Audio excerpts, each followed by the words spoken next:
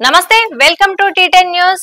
BJP అధికారంలో ఉన్న త్రిపురలో విశ్వ హిందూ పరిషత్ గూండాలు మరోసారి రెచ్చిపోయారు। సిపిఐఎం రాష్ట్ర కార్యదర్శి, పార్టీ సెంట్రల్ కమిటీ సభ్యులు, అసెంబ్లీలో ప్రతిపక్ష నేత జితేంద్ర చౌదరి ఇంటి వద్ద విహెచ్పి గూండాలు శుక్రవారం విధ్వంసం సృష్టించారు। జితేంద్ర చౌదరిపై దాడికి ప్రయత్నం చేశారు। త్రిపుర రాజధాని అగర్తలో కృష్ణానగర్ లోని జితేంద్ర చౌదరి నివాసం వద్దకు శుక్రవారం ఉదయం ముందుగా జితేంద్ర చౌదరి సిపిఐఎం కు వ్యతిరేకంగా నినాదాలు చేసుకుంటూ సుమారు 100 మంది విహెచ్పి గూండాలు అక్కడికి చేరుకున్నారు। నివాసం వద్ద విధ్వంసానికి ప్రయత్నించారు। ఇంటిలోకి దూసుకు వెళ్లి జితేంద్ర చౌదరిపై దాడికి ప్రయత్నించారు।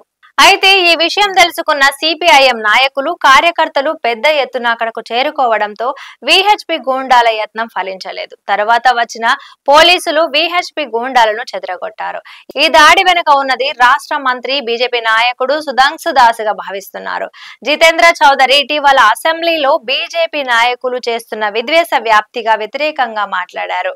సుధాంశు దాస్ ఇటీవల చేసిన ఫేస్బుక్ పోస్ట్ కారణంగా రాష్ట్రంలో కొన్ని ప్రాంతాల్లో మైనార్టీలపై అల్లర్లు చెలరేగాయని విమర్శించారు।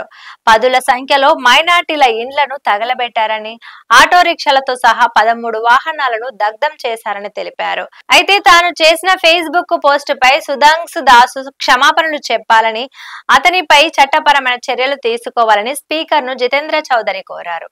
ఈ నేపథ్యంలో జితేంద్ర చౌదరి ఇంటిపై దాడి జరిగింది। కాగా జితేంద్ర చౌదరిపై ఇంటిపై దాడిని నిరసిస్తూ త్రిపురలో పలు ప్రాంతాల్లో సిపిఐఎం నాయకులు, కార్యకర్తలు ఆందోళనకు దిగారు।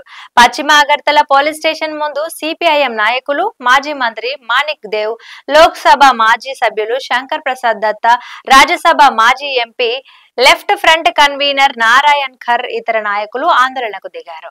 రోడ్లు దిగ్బంధించారు। విహెచ్పి గూండాలను అరెస్టు చేయాలని డిమాండ్ చేశారు। బీజేపీ, విహెచ్పి నాయకుల కారణంగా రాష్ట్రంలోని శాంతియుత వాతావరణం కలుషితమవుతుందని విమర్శించారు। గోమతి జిల్లాలోని అమర్పూర్ వద్ద కూడా సిపిఐఎం నాయకులు, కార్యకర్తలు ఆందోళన నిర్వహించారు। ఇది ఇవాల్టి న్యూస్, చూస్తూనే ఉండండి టీ10।